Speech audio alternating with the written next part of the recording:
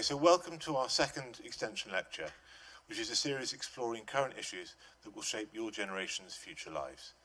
When James and I were planning this series in August last year, it was just after Theresa May became Prime Minister, and it was obvious that Brexit needed to be on the agenda. All we knew back then was that Brexit meant Brexit. And although we've moved on a little and understand that there are hard and soft Brexits, it's still incredibly unclear what the government wants or will manage to negotiate as Britain leaves Europe. Of course, universities and employers can't wait and are making their own plans. And tonight we've got a panel who will be able to give you some real insights about what leaving the EU might actually mean for you as students entering higher education and considering your future careers. Dr. Claire Gordon is head of LSE Teaching and Learning Centre, and she recently submitted written and oral evidence to the House of Commons Select Committee on Education in their inquiry on the impact of exiting the EU on higher education. Jeremy Till is head of Central St Martin's and Vice-Chancellor of the University of the Arts London, and he'll be talking about creativity across borders and the threat that Brexit presents to that. Mike Curran, who's not here yet but is on his way, is Director of PricewaterhouseCoopers, and he'll give us an insider perspective on the City of London's views and plans. We're all trying to work out what Brexit means, both for us as individuals and for our society.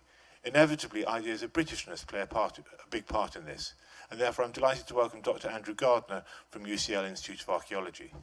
If ever there was a topic that needs a wider perspective, Brexit is it. Andrew wrote a recent paper on Brexit boundaries and imperial identities, which suggests that the vote to leave Europe can be connected with the collapse of the British Empire. He argues that the decision to leave also invites comparison with Britain's much earlier position as one of the frontier provinces of the Roman Empire. So we're going to ask all the speakers to talk for about 10 minutes or so, and then we'll have a more free-floating group discussion, and you can ask questions. So I'm going to ask Claire to kick off.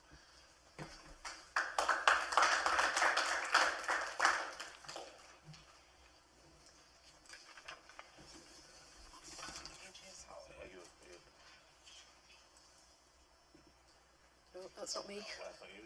Oh.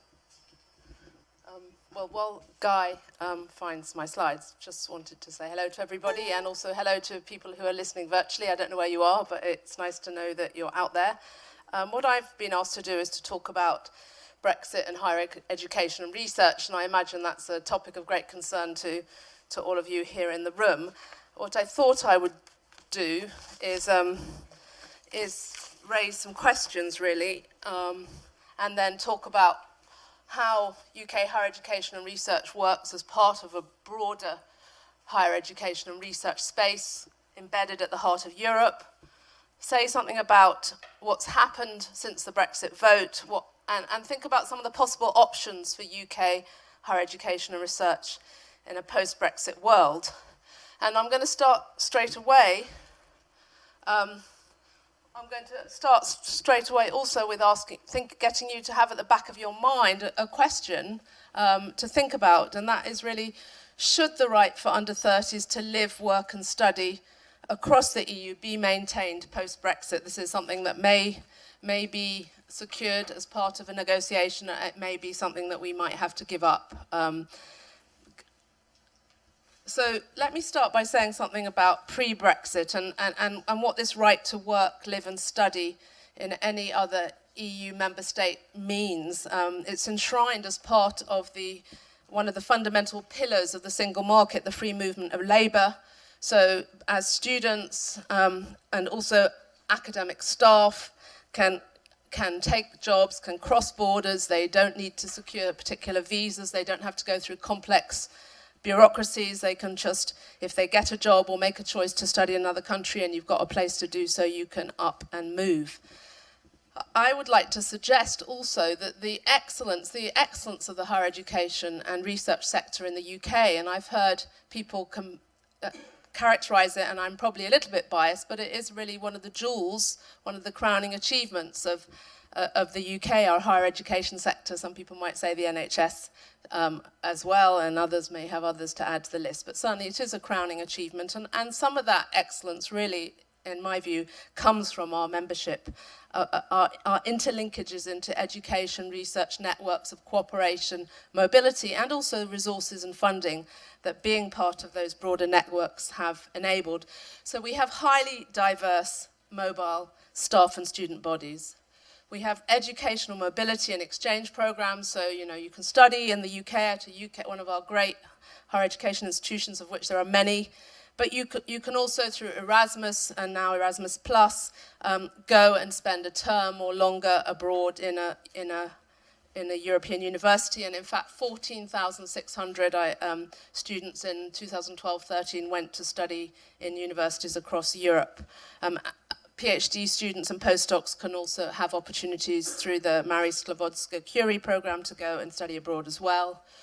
The UK is a major recipient of research funding, and it's an active collaborator in many research projects. And there's increasing evidence that it's very much that collaboration, that linking up of diverse networks across the UK, across Europe, and even and more broadly internationally, Europe and internationally, which the EU has facilitated, is really what has contributed to the research excellence for which UK universities are very well known.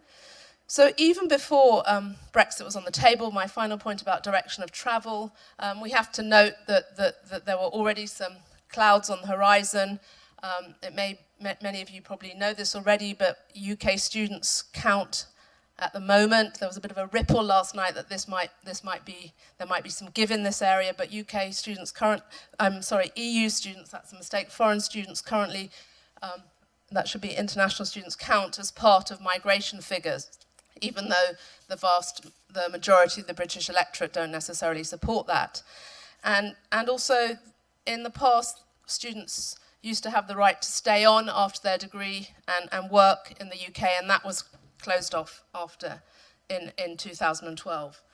If we were to put some data to this picture, you can, just to give a sense of what we're talking about, we get 6% of students in the UK from the rest of the EU, and 19% of all our students are international. So you can see that one of the things that creates this rich, diverse learning environment is the fact that we have students that are coming in from all over the world.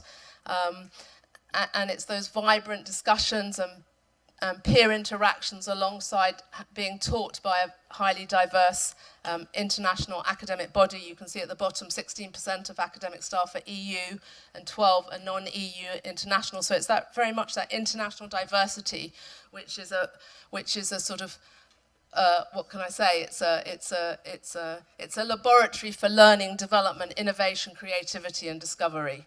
This is not a very good slide, but I will leave these slides so they can be disseminated if Guy chooses, but it gives you a sense of where in Europe our students are coming from. You can see that there's been a rise between 2011 and 12 and 2015 from Italian students, a slight decline in German students, French students are pretty steady.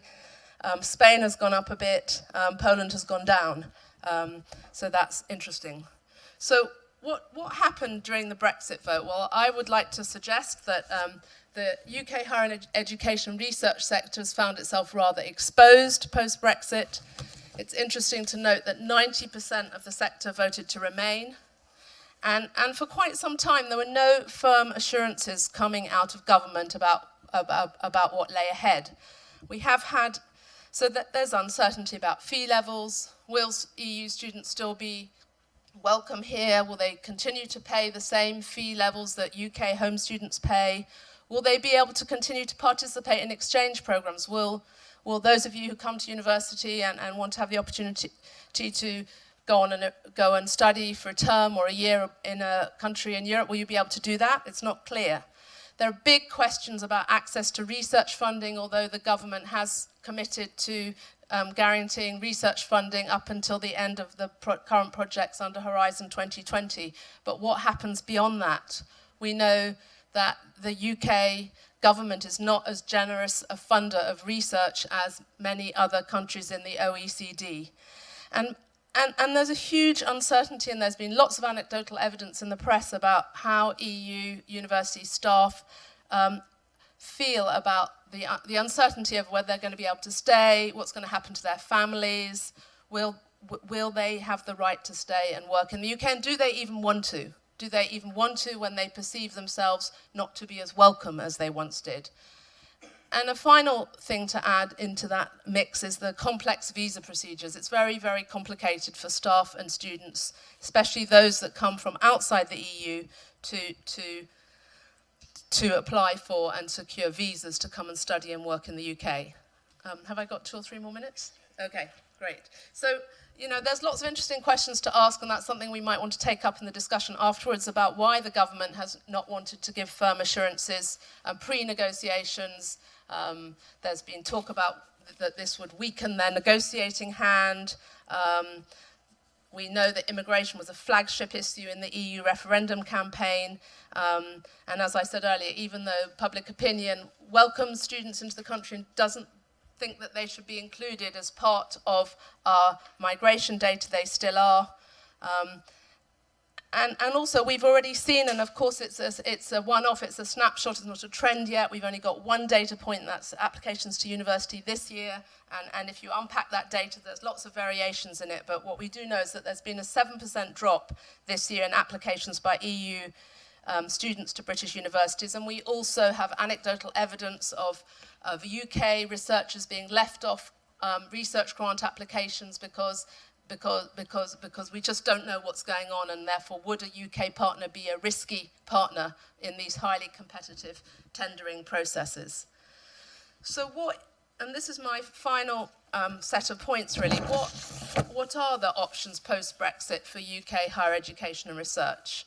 And really the challenge is one that is far greater than just a challenge about resources. It's a challenge about how do we replicate the question I have here, how do we replicate the infrastructure, the funding and the cooperative networks which have been so productive and so creative, which come with EU membership and have enabled the UK higher education research to achieve excellence with a global reach? I'm going to briefly think about some. So there's sort of a limited set of options, and I will come out with a best case scenario, which largely would suggest we should do all we can to stay at the heart of UK higher education, of the EU higher education and research space. So obviously we must do all we can to try and keep the UK as an attractive destination for international students. As I earlier said, studying with a diverse group of students from all over the world is an extremely rich and educational experience. So estimates suggest that this is a market worth of 4.1 million students. So there are students out there who we might be able to attract to come and study in the UK.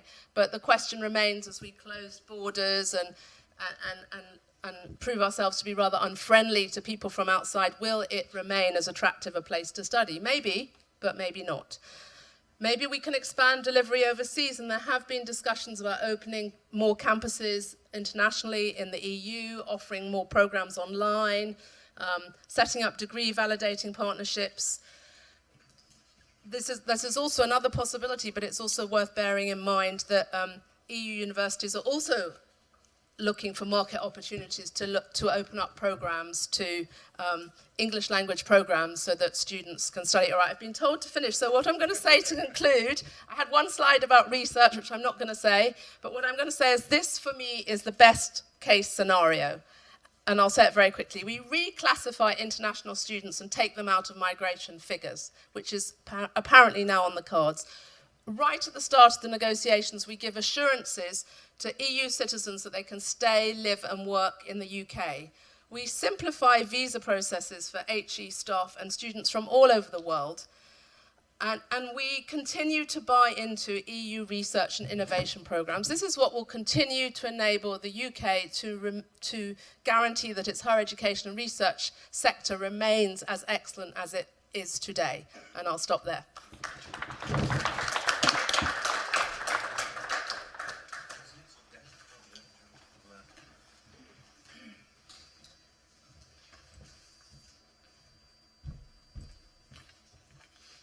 Right.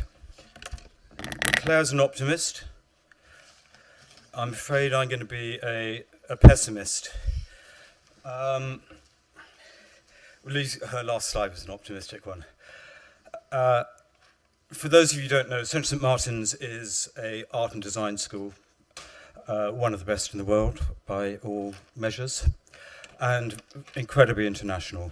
We've got 20% of our students are EU and 30% are non-EU. Right at the beginning, I'm going to put on my hat, which was designed by one of my students, fashion students, it's the best fashion course in the world, as part of his final collection, just before Brexit vote. This also declares my sensibility, and I think it's important that we don't beat about the bush about where we stand in relation to Brexit. I am an ardent Remainer, and I will keep on stating that we should stay. I don't believe Brexit is Brexit. I believe we still need to campaign with all our lives to stay in the EU, and I'm not going to accept any other solution as long as I'm in a public position. And therefore I am, as the Daily Mail said yesterday, one of the saboteurs who needs to be crushed.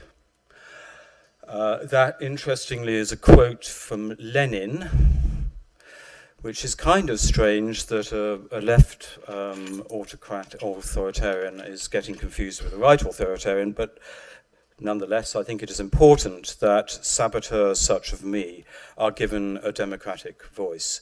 Democratic meaning power of the rule of the people. However, I would try to avoid being too political, though I think it's necessary to be political in almost everything one does, and to try to make my arguments about Brexit in relation to what I care about most, which is my students and their creative futures, and how I believe that Brexit is going to profoundly affect those creative futures. Let me start with a story. I was sitting on the 24th of June 2016, the day after the referendum, in the centre of Central St Martin's, it was like walking into a place which was in collective grieving. I mean, it was astounding, the sense. But in the corner, it's got this great big space in the middle, and in the corner of that space, there were some students making some banners. And the next thing is, I went home, and on the 6 o'clock news, and then on CNN, and then on the front page of the New York Times, those banners were displayed. The first people to protest at Parliament with these banners were Central St Martin students. And I felt incredibly proud of them. I felt absolutely, I kind of wept almost, that it was my students who were the first people to go out there. And I felt both sort of empowered and required to do something. And I'll talk about what we are going to be doing. So the question is, why did those students do it? Why did those students feel so passionate that they had to get out onto the tube and down to Parliament? And the answer is multiple. The answer at a very personal level for them is that they were on a course which was run by a French woman who's now left because of Brexit, because she can't stand being in this country. 50% of that course was EU. It's MA Material Futures, which is renowned throughout internationally. 50% of that is EU. So at a very personal level, they felt threatened because they knew that in 5 years' time, they would not be able to come to this great institution and this great course. Because, as Claire has explained, the fees are going to go up. Because, as Claire has explained, the general feeling of xenophobia, of hatred of foreigners, is palpable in the air. They don't feel welcome.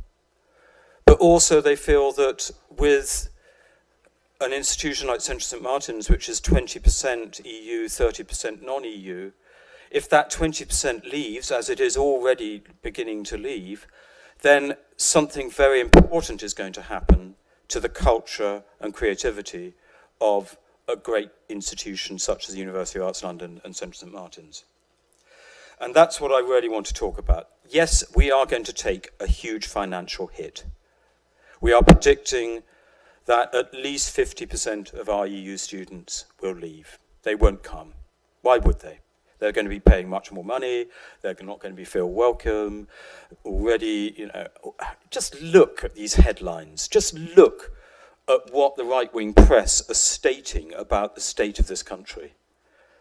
And then would you want to come here if you are an international or EU student? And the answer, I'm afraid to say, and it breaks my heart, is probably not. But beyond those quite political points, I want to make the point about creativity. Creativity, by necessity and by inclination, operates across borders. It operates across geographical borders, it operates across cultural borders, and it operates across social borders. Now, I could just give you an example. I'm an architect.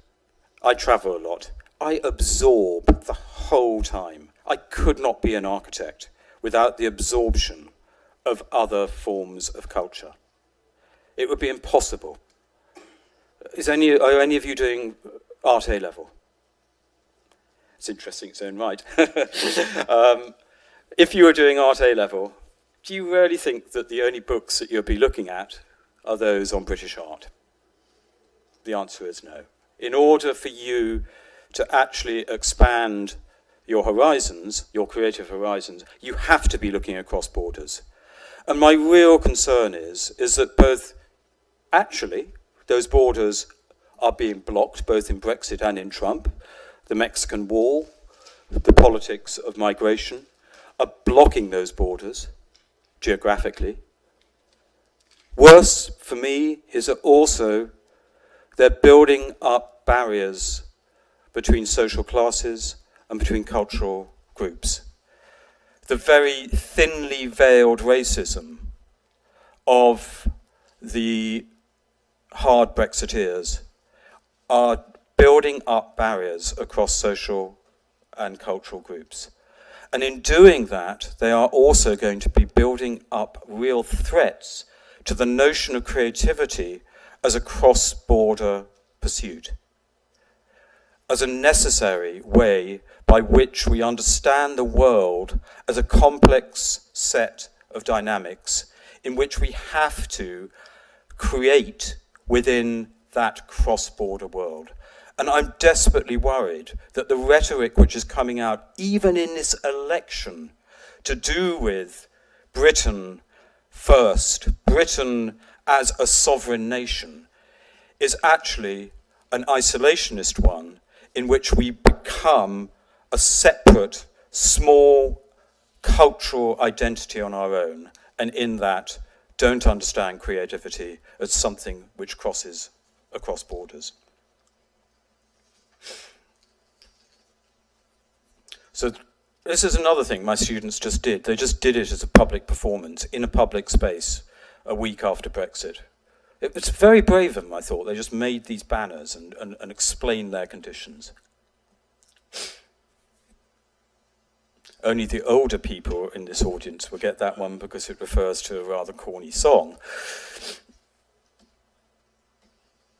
And so just to end with then, what we are doing at University of Arts London Centre St Martin's is that we have just launched this week, when Article 50 was launched, we launched a thing called Creative Unions. Just one tiny little thing. So we got a graphic designer, one of our students, one of our alumni, to design this. And difficult thing, how do you design for a thing called Creative Unions? And what this design is absolutely beautiful, I think, is all the car stickers from Europe. He got all the fonts from all the car stickers and he amalgamated them to form a new font. You know, so when it says F on the back of a car or GB or Deutschland, each of those are in different fonts. This is the amalgamated font. So this is the Creative Union. And why I think, just to end with, why I think this is absolutely critical, is that what creativity necessarily does is that it's speculative, i.e., it thinks about new formations. It thinks about new futures. Creativity is necessarily transformative. It takes something and turns it into something else. And generally, that something else is better. You don't often get creative people who are actually creating things to make the world worse, unless you're in North Korea. And The final thing is that the creative mind is often a critical mind. That's not a negative mind. It's a mind which looks at existing conditions in order to understand them, in order to transform into something better. So my concern is that if the general mood, legislation and culture of Brexit, and a hard Brexit, and if the mood of the country as it stands is one which shuts down borders and with it shuts down creativity, we just end up with the worst form of conservative status quo. And that's why I'm going to fight as long as I'm got breath in me. Thank you.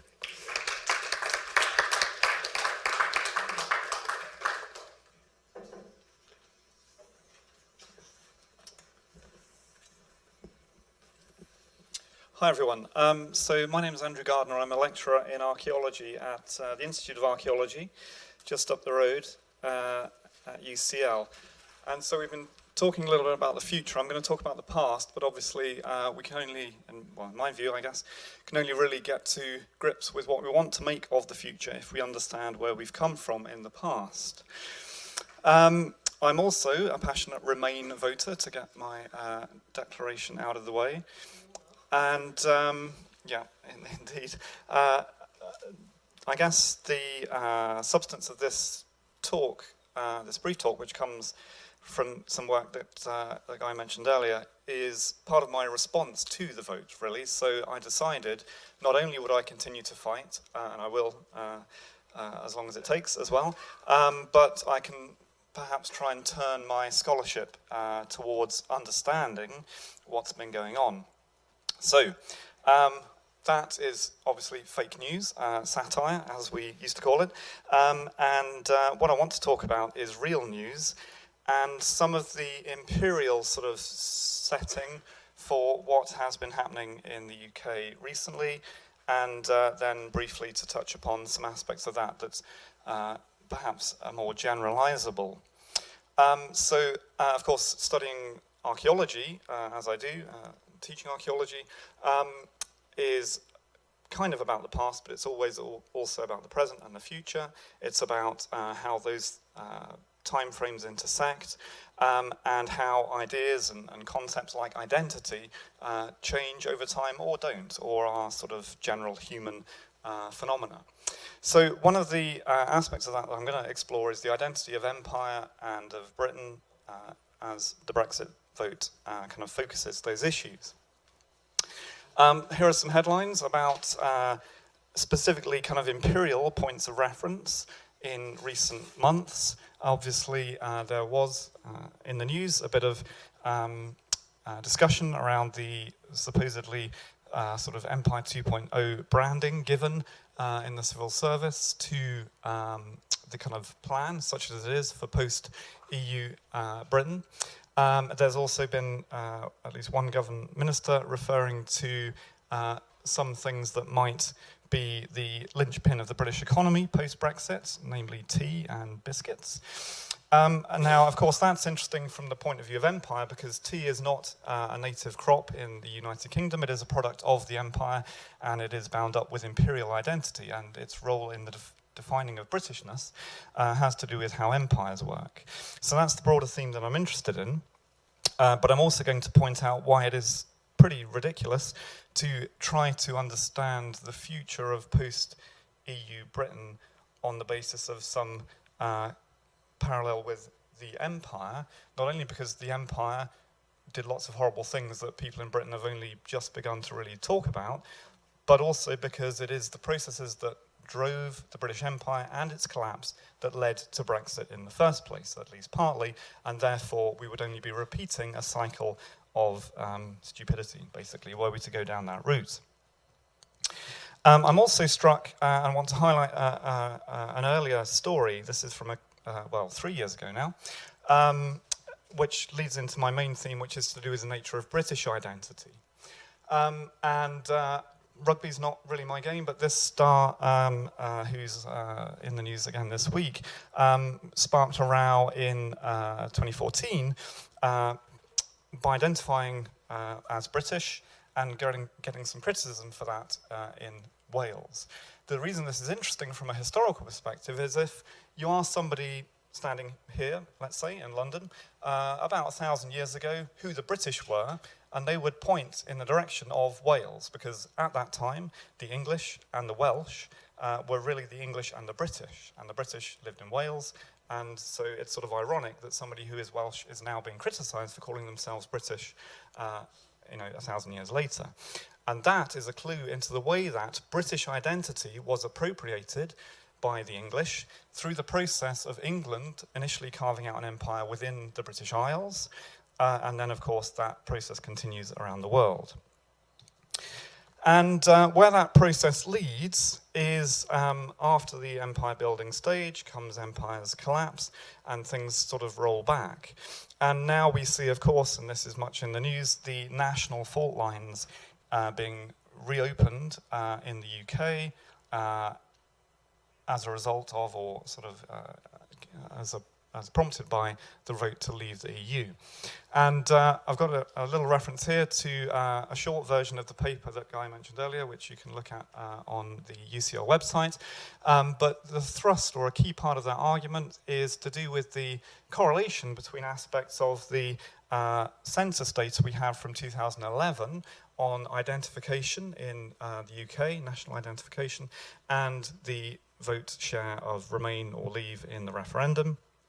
And on the left there, this is from a BBC article. It is now, I think, a couple of years old, on the census data from 2011, showing the strength of British identity as opposed to English, Welsh, Scottish, or anything else in the UK. And as you can see, and this is quite interesting, I think, British identity has come in the post-imperial period to really be a kind of cosmopolitan identity, and its strongest adherents live here in London.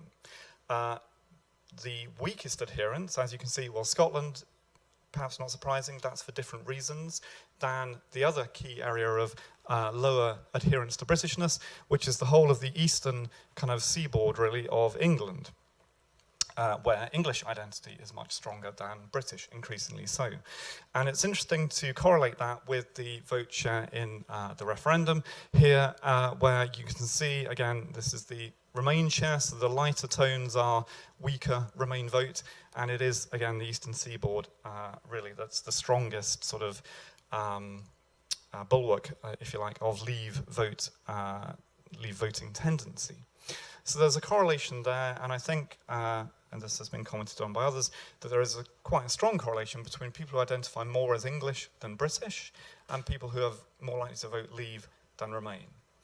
And this then has to do with the nature of identity in the United Kingdom, and in this paper that I have been working on, arguing basically that the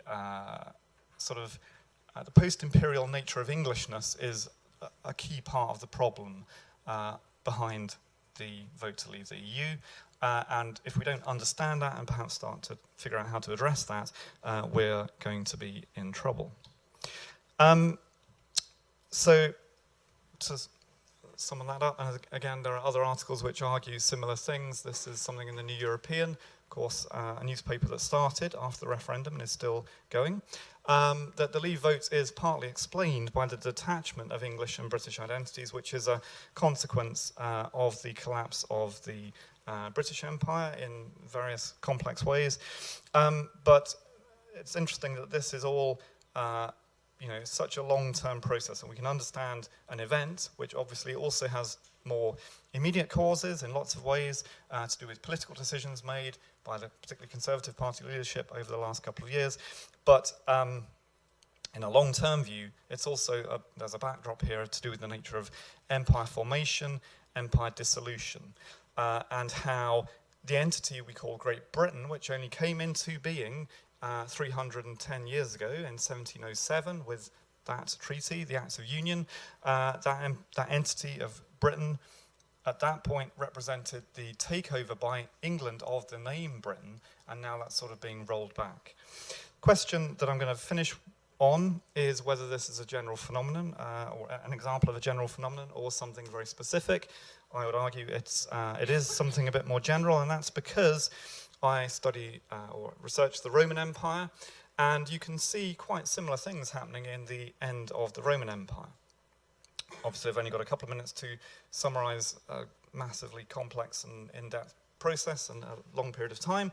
But in a nutshell, if you look at the Roman Empire in the long-term history perspective, it is over time transformed by its frontiers, just like British identity was transformed over the period of time that the British Empire existed, by interaction with people in different parts of that empire.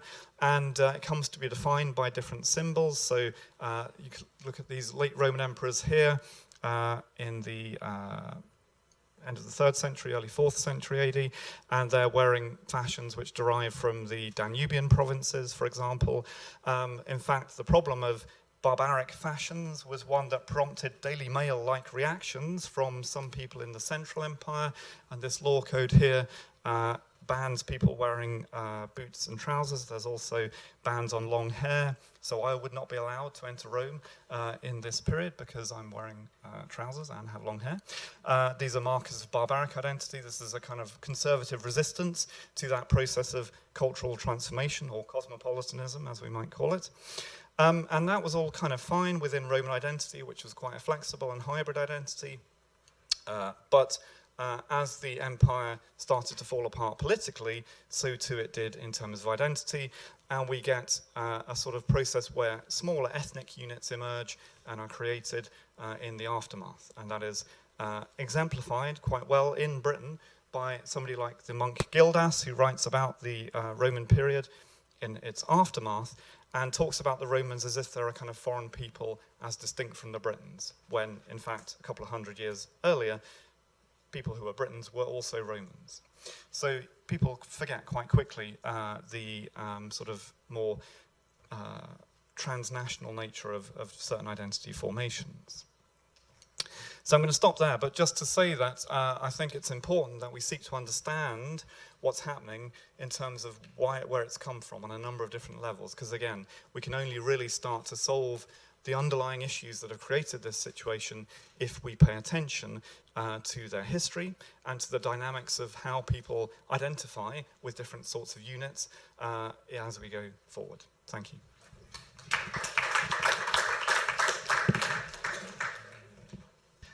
Hello everyone, my name's Mike Curran and I'm here following on after quite a few educational and things I found interesting. I'm a director at PwC and I was asked to come along and give you a different perspective, just to actually talk about what it's been like with Brexit within a commercial organisation.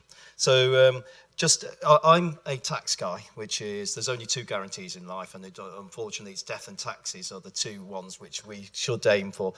I have been doing tax for about over 20 odd years, helping private clients, private businesses go international. And I've been working with PwC for most of that, for most of my career, through different mergers and everything else. And to me, I'm not going to give you my different political allegiance. You can determine that by my comments and the points I made during this presentation. I've been dealing with clients from all over the world, and PwC is an international organisation. The UK firm is about 18,000 people right across the UK. 40% of it is international. And we have the largest group of graduates taken in from every walk of life. They come from everywhere, and I am part of some teams. I'm on the China and Russian teams in the UK, helping both the internationalisation of what is a very different world, which we're actually moving into. So when I was asked to do this presentation, I was asking, what did you want to hear? What do you need to know? Because as an organisation, we're as polarised as everyone else. We took a view that our clients were 50-50 sometimes, decisions whether they were in or out, Remainers or Brexiteers.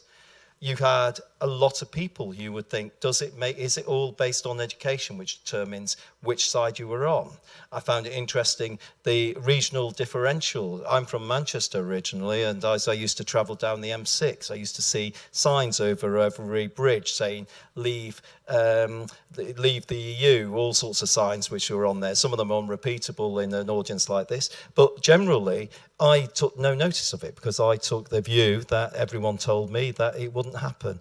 and everyone would have a protest vote, and it would just we would actually negotiate a little bit better with a better protest. So I'm standing here as basically just not to give you a view of PwC, because there isn't a, our clients are very much on different bands.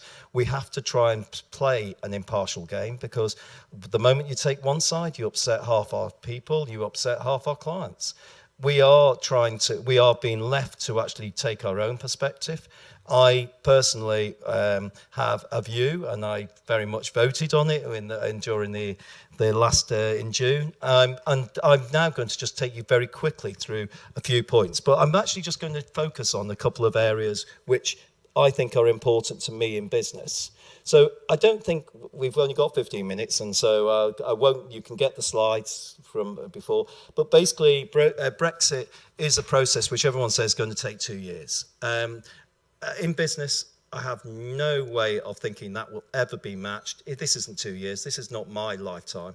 This is going to be your generation and your kids, which will be picking up the pieces. So to a large extent, everything which will happen into my environment isn't going to happen in this 2 year time.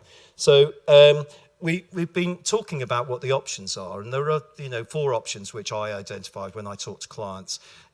Basically, you're either going to have the Norwegian, which is the nice, you've got the first 2, which are the nice soft options, which everyone talks about, that effectively will stay in, we'll have all the benefits of free movement, all the free capital, everything will be pretty similar, and we'll just have a better playing field for us as our Britishness to actually play on. The third one is we enter into bilateral integration treaty with the EU.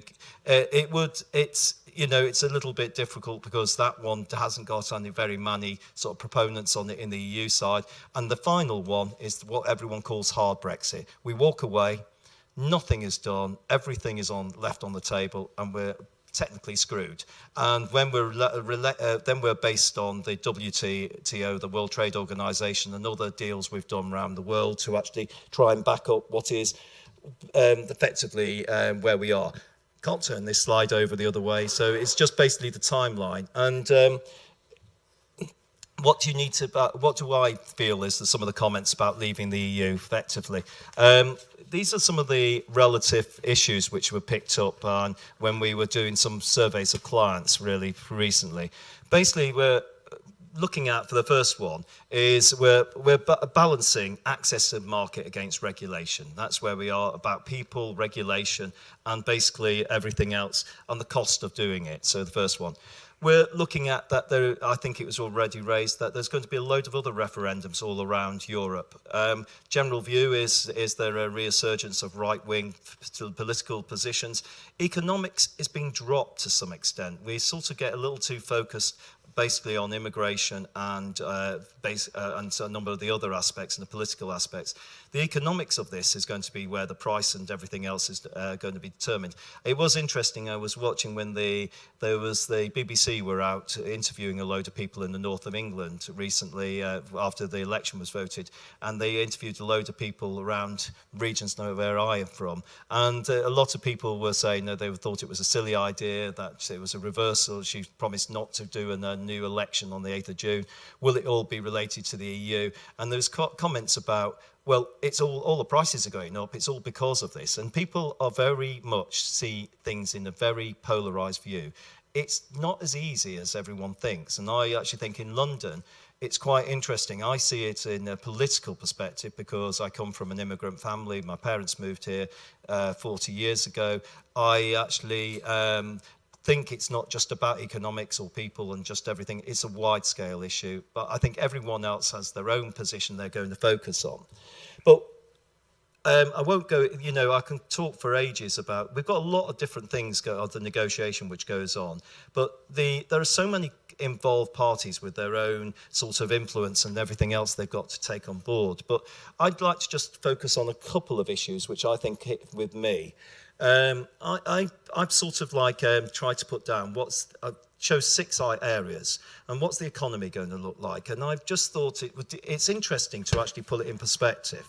And, sort of the economy, we had the IMF yesterday, that's the International Monetary Fund, it's come out and said the UK is doing all right, it's doing better than the G20 this year.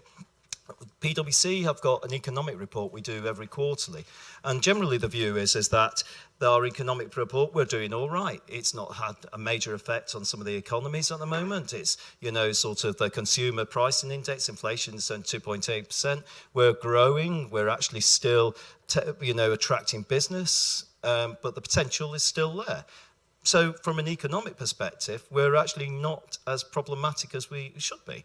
And if you put it into perspective in the long-term thing, I've just done the presentation. As I said, I'm not here to do presentations. I'm actually someone who does work. But I had to do something recently to clients, and I was trying to put it in perspective. Small country Europe is. There's a report PwC did called The Long View, How Will the Global Economic Order Change by 2050? In 2050, there are some key findings which are going to be here, and I've got to put my glasses on because I'm getting old. Basically, I'm just going to read you a couple of the results on it. PwC, and this is the 250 report, we project the world economy could be more than double by the size of 2050. Emerging economies will be the growth engine of the global economy. And the E7 economies, that's the emerging 7, that's the new 7, that's basically, it includes like Russia, Mexico, Brazil, there's a load of countries there, will actually represent up to 50% of that. Meanwhile, the EU 27 share of global GDP could be less than 10% by 2050, smaller than India. So in the scheme of things, we're not that big. In the future, your generation, the next generation, we're talking about something that's here and now. What will it look like in 2050? Will anyone really have cared when they look at our economies and the UK and everyone else? Is actually 10%. And looking at the top 10 countries by 2050, the ranking now, no one's going to hold any one of this to order, but by 2050, China is at the top. India, US, Indonesia, Brazil, Russia, Mexico, Japan, and now only 2 European countries, Germany and the UK. France has dropped out, most of the rest of the countries have dropped out. So in the real terms, trading partners and where it's going on economics, probably Brexit, where in due course, this will be something in the history books, interesting on economics, but everyone will be trading elsewhere. So from an economics perspective, it's going to be an interesting world coming forward. The election, I think, will just stoke up new issues, but won't necessarily result in money changes. And hopefully, we may be able to actually weather through this in some way or form. However, I think, and I've just put some mega trends in here. Again, these are recognizing where the world is going. All companies could, it's moving towards Africa. CEOs are concerned where they're getting where labor costs. These are all mega trends coming out of the 2050 report or a number of other reports done by PwC. So they're all there just to give you an indication. Let's actually put economics in perspective. It isn't necessarily the end of the world. It's just we're going through a massive change, and we just don't know what the outcome's going to look like. Next one is, which I do feel is quite important, is the position of EU nationals. Again, I'm going to refer to another report which was done by PwC and London First. I'm not doing promotion, but it's easier to report things we've done, so I don't have to read you out a long exclusion list for them. But we've just done something with London First looking at immigration, and I'm just going to read you out a couple of the data on that. It came out is that the report identified that immigration was really important to the UK. It said that we have a diverse population in London. Its comparison with other global cities such as Dubai and Singapore, and London with Sydney, Los Angeles, Paris, and New York. It says we have a high proportion of different people from different regions, from different places, and all of that has helped create and generate work. The view of the report, which it's been strange, it's not been politically received very well, which is to be expected. Never been reported in the Daily Mail, which we do expect not to. And in terms of jobs, it says that 10 migrant workers support an additional 4 jobs in the economy, with 3 going to the UK, born workers, and 1 to a migrant. So the proportion of statistics show that migration is important. It's important to us. I work with, as I said, nearly 40% of the people I work with and possibly even greater if you take people who have come in second generation, are from migrant or possibly people who've migrated to the UK at different times in their lives. So we've just got to recognise these are going to be some of the big concerns which are going on. Moving on a little bit further, another area of concern is tax policy. I've got 3 minutes. I'll have to speed up. Tax policy. Basically, we've been told that we're going to adopt everything which the EU has actually told us to do and bring it all in. It's caused mayhem. Laws in the UK have taken years to be adopted. Taking on EU laws this quickly has caused, is it going to breach all the international rules we've got, the ways we appropriate laws into our schemes? We've got major hurdles to get through. Plus, you add on to it that nearly every tax, anything you do, anything you buy, is going to be subject to, if it's imported, what import duties are going to be applied to it. You're already seeing differentials on pricing going on in the UK. Some of the largest companies are actually pricing up goods or reducing them in size just to cover off the costs of import duties and exchange difference. Tax is another cost they have to bear in mind as they go through. Moving on, so other businesses impacted, I should say, is if you look at it, these are some of the business areas in PwC. It's not just an accountancy world anymore. We have lawyers, we have people from different environments. Every element of PwC is impacted what goes on in Brexit. There is not going to be one area which hasn't got changes or issues which have to be resolved with local authorities, different organisations within the EU, and actually try and achieve some result on it. Just going on banking, again, that's in its own right is a major issue. You've probably heard of terms like passporting. Basically, we're seeing a lot of banking organisations, insurance companies, all looking to move some of their operations overseas. The main reason to do that is to access the markets. That will happen. There's nothing the government can do about it. So there will be no special arrangements. We will have something, but nothing perfect. So banking's the other area of concern. I won't go on to this because I know we've got 1 minute, but I will look at what are the issues, concluding statements, which I would make as someone in PwC. We've got lots of uncertainty. I've got people I work with who don't know whether they're going to be able to stay in the UK. They are concerned about various issues about what it's going to be like for the work they do because they came to the UK as one of the leading countries in both international trade and economics and everything else they did. There is a concern that where will all of this do for the business and the world we have? Will we still be a leading business? We led the EU market for PwC. Will we still be able to play that role? That'll be an interesting. My issue is I have no idea whether in 10 years, I always say to someone, well, it's a bit, as I get older, I sort of say, one of the things I'll do is I'll smile and wave. Let's see what happens. There's not, you can try, you made as best you can to change things. But it'll be interesting to see in 10 years, will there be a film on it by Hollywood or will it be a story which will just moved on and no one really will actually take much notice of it? So from my perspective, I'm still waiting to see what's going to happen. I think we're in a lot of change. I actually do feel I'll be retired before most of this will actually impact, and I think it's the next generation who are going to pick up the pieces.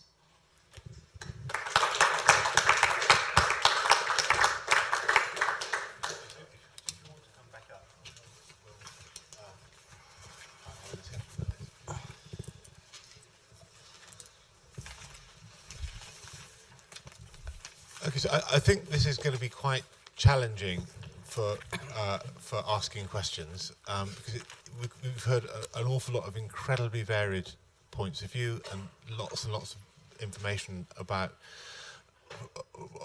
this topic. But I'm going to start and then unless is anyone bursting with a question to start off with? Yeah, David.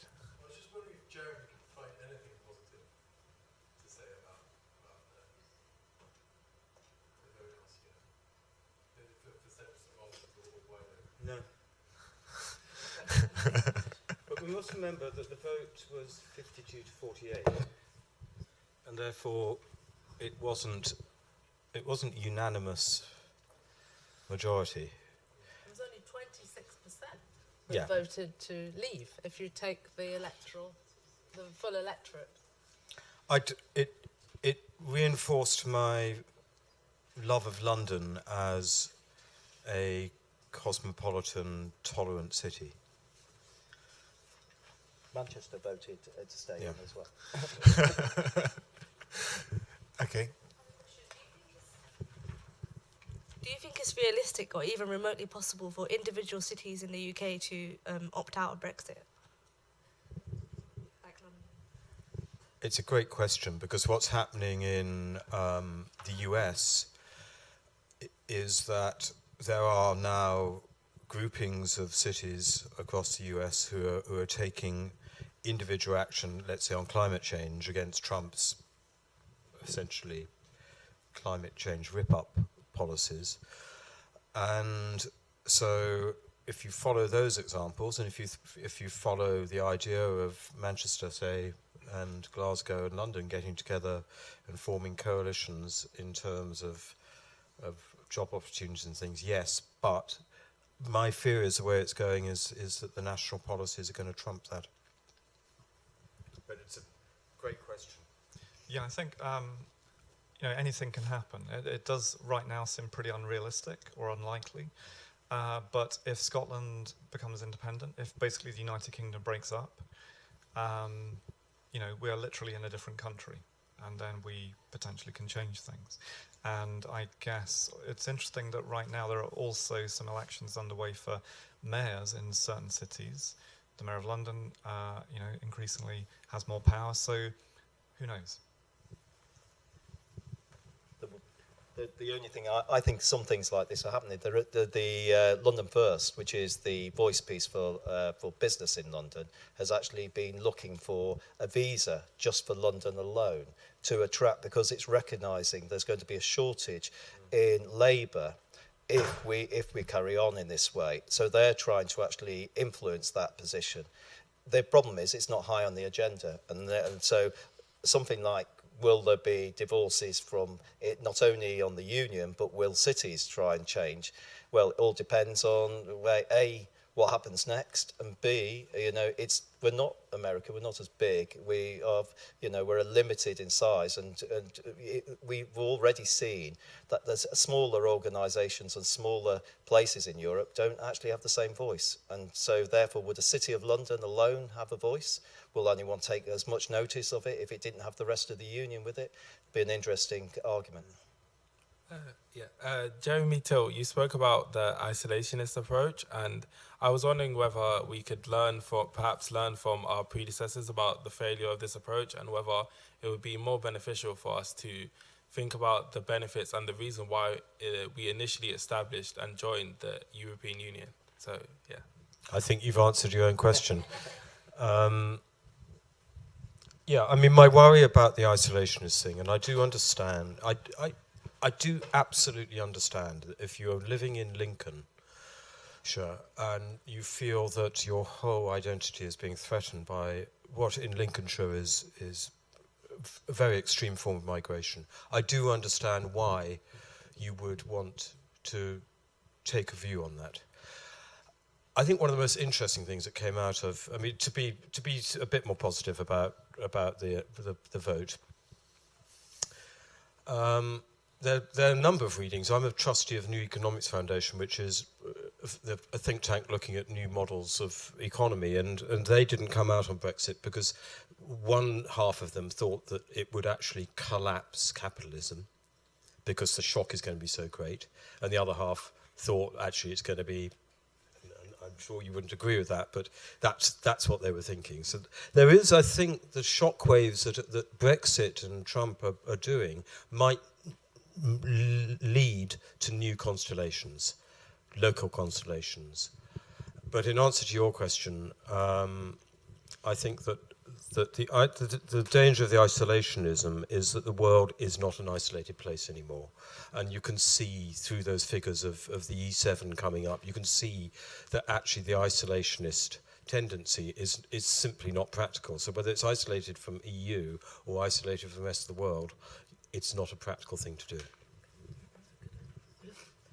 Yeah, I think it's a really good question, and one of the things that really has bothered me throughout the whole lead up to, and for many years, is that we're operating in an environment where the press is actually very focused on a Brexit isolationist stand, that we have the crush the saboteurs, we have enemies of the people, those of us who are outward looking, internationalists, are citizens of nowhere. So anyone at the moment who is just trying, and we heard this frankly in the Prime Minister's speech announcing the election, anyone who's trying to put forward a more outward looking, collaborative, networked view of the world is being not just considered to be part of an opposition, having a conversation, a dialogue, an exchange about different ways of being in the world, but we're being demonized.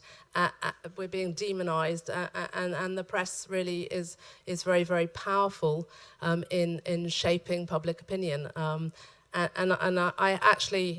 have a very strong political opinion about Brexit. I'm a long time supporter of a particular political party, but in relation to the European Union, I feel really strongly that governments of all hues shied away from having a serious debate, dialogue, interaction with the British electorate about what being part of the European Union actually means. And so we had this vacuum last year in which anyone, and people with very real concerns about the way their lives were going politically, economically, socially, could throw anything into the melting pot and blame it on the EU because we don't know so much about what it means, what it is, how it works, and what some of the challenges are about being part of the union, but also what some of the massive benefits that it allows. So I'd like to think that we could become less isolationist, but I think right now it feels very difficult. And I'm also delighted to be living in London at this particular juncture. But just pick. Yeah. I was just going to ask. There's people that believe that the EU is an ineffective institution who has very disastrous results on its members. I was just going to ask, how would you counter that opinion?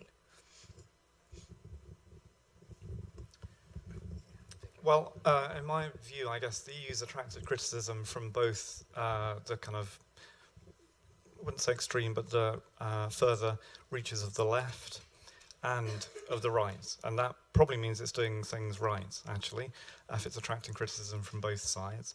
Obviously, there is a sentiment held not only in Britain that the EU is somehow damaging to national identities, but I don't think if you travel around Europe, you would find much evidence that that's true. There are lots of parts of Europe that have strong senses of local identity, not much evidence even really of globalization, but are still quite happy to be members of the European Union.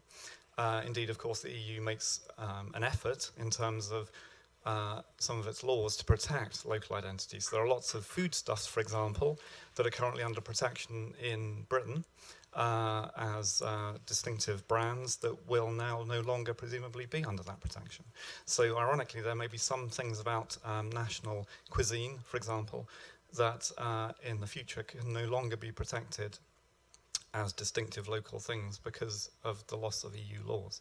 So I think the EU generally has been a good thing. It's kept peace in Europe since the Second World War. That is, as the previous question alluded to, a really important thing to never forget.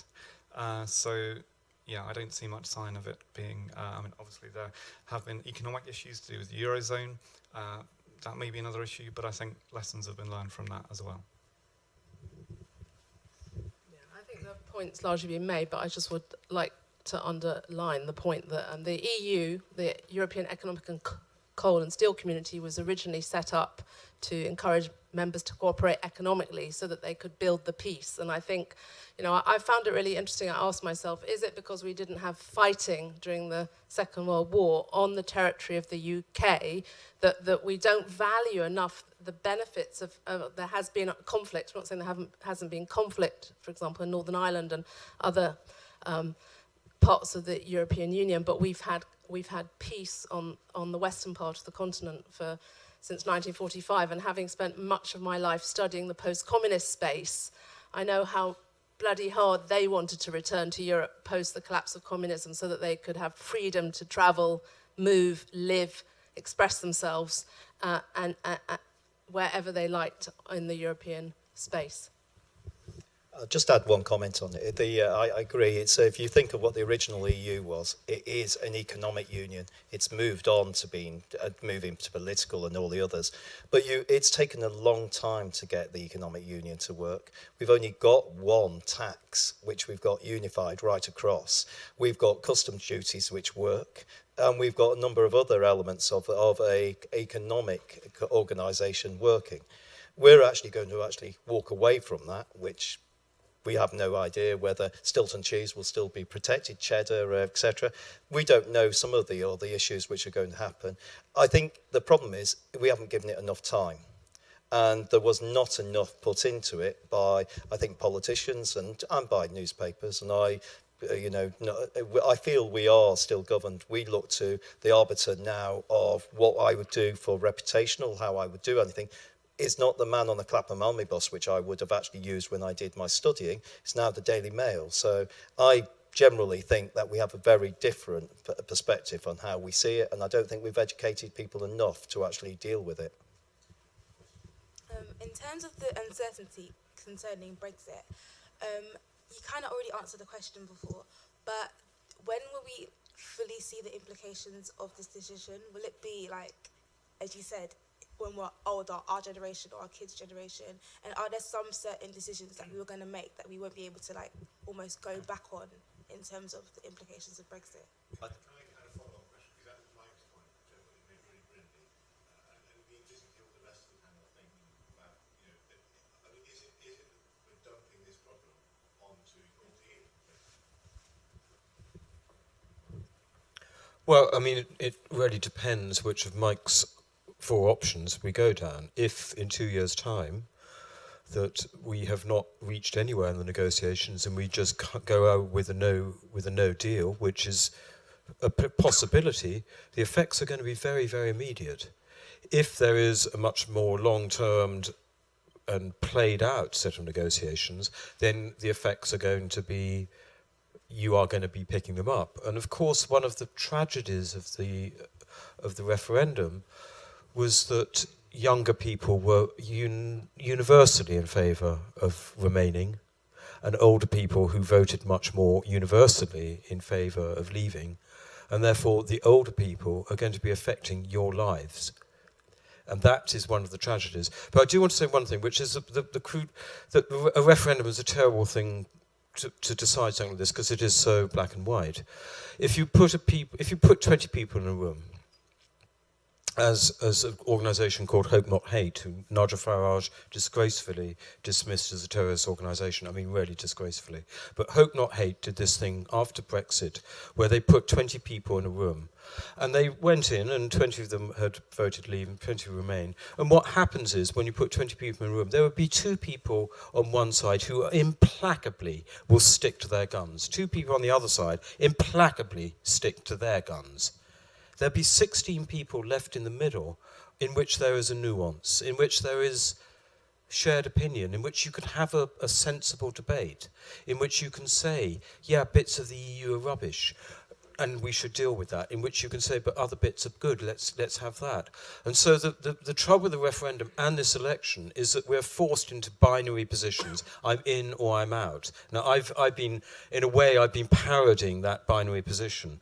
And I think the best thing we can do is actually be the 16 in the middle and have a debate which is much more nuanced, much more mature, and doesn't divide in the same way that the current political scene is dividing us all up.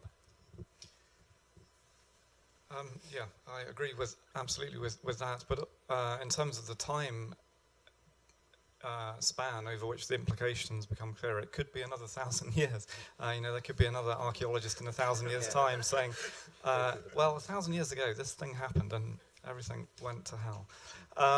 Or not. I mean, I guess, though, unless something miraculous happens on June the 8th and we get a party that takes us back into the EU or stops Article 50 immediately, and it all becomes just a moment of madness, the implications will certainly be long-lasting. They will certainly impinge upon your generation.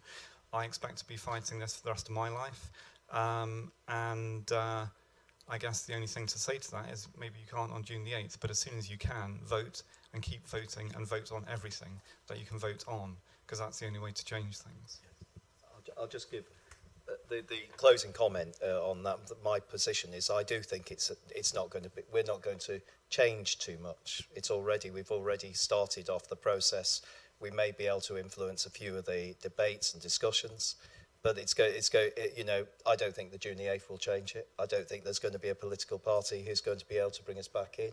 I'm hoping it just that sooner or later some common sense will kick in. But, you know, things are going to have to be dealt with one by one. And, you know, one of the highest ones on my agenda is the people agenda, the immigration. And that, we haven't changed anything yet. We haven't educated anyone. It becomes a very London position. And it is, if I don't know how many of you live here, but when you go out, and it was interesting looking at the map, which is on, you've got to start changing and educating people beyond about what some of the impacts will be. And it's not just going to be on prices, on how much will my basket of goods will be going up because of this, which it will. It's already starting to materialise. Will there be labour force there to actually produce some of, you know, serve you from in the local delicatessen you want, or in the pub, all the things. These things are all going to be impacted slowly and surely, but we need to start educating people to what the impact is. And then maybe you can start changing things. And I think it's you know, from me as someone who works in business, I know I'm going to see business change. Will we be interesting to attract business to the UK, which will be giving you the jobs in the future? I'm not so sure. You talk about educating the people. Therefore, my question is, was Brexit an uninformed decision? Like, did we make that as a public because of fear, or because we weren't educated enough about the consequences, or almost the alternatives to Brexit? I mean, I personally am of the opinion that levels of knowledge about the European Union and how it works, and where we still do for the moment, pool sovereignty, so we try and get better outcomes. It's flawed, but the idea that we cooperate to try and pool sovereignty to get better outcomes, and where lots and lots and lots and lots of stuff actually still remains with the Parliament in Westminster, or the devolved parliaments in Scotland and Wales and Northern Ireland. We have pretty low levels of knowledge about that. At the same time, I also feel that there are people in the UK, I think they're different, you know, you have to deconstruct the outvote. They're people who are really feeling very disenfranchised right now, politically, economically, socially, who feel they don't have voice politically, and who haven't seen some of the benefits of this sort of cosmopolitan, globalized world we're talking about. And then I think those people were voting for something very real, and I respect that, but I'm not sure that what they voted for will make life any better for them. And then I think there's another whole chunk of people who hanker after a sort of idealized view of British Empire, which wasn't so great for most people at the time, and certainly we're not going to be able to recreate. So I think it's a very, very complex mix of issues. Yeah. But yes, the answer to your question is yes. There was, well, you would have heard the term post-truth, and as a context that we're living in, and clearly there was misinformation given out knowingly, and so it wasn't just people weren't informed enough; they were misinformed as well. And the mistake of the Remainers was never to have the bravery to actually say this is okay. This is a good thing. The whole of the Remain campaign, you know, the so-called Project Fear, was one which didn't present anything apart from the negative, and that was a terrible mistake. Well, everyone realises that was a terrible mistake, and one of the reasons they did with that was the fear of just crossing the media boundaries, because the media was so clearly in favour of leave, and so there was a sort of tragedy in which, on one side there was nothing good said, on the other side there was lots of mistruth said. Do you want to have a last word, or? Well, we're running out of time. I realise that. It's a very quick comment then. I think there are about 5 people who own newspapers in this country who all have certain things in common in terms of their age, ethnicity, and gender, and they won't be around forever. So there is hope, I guess, and their rule, and I think it is the rule, as was pointed out earlier, cannot last forever. So, you know, keep fighting. Great. First of all, I'm going to say a huge thank you to our panel.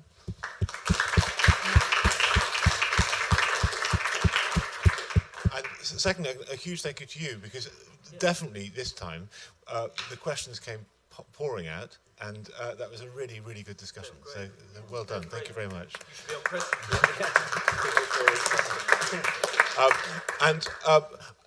That was a bit bleak, wasn't it? Well, unfortunately, we're going even bleaker next time, because we're going to do global warming as the next topic. But then the final one is going to be about leadership and what disciplines produce the best leaders and what kind of qualities are required to be good leaders, in the hope that you will then become the people to lead us out of this mess. So thank you all very much. Yeah, no, some good questions.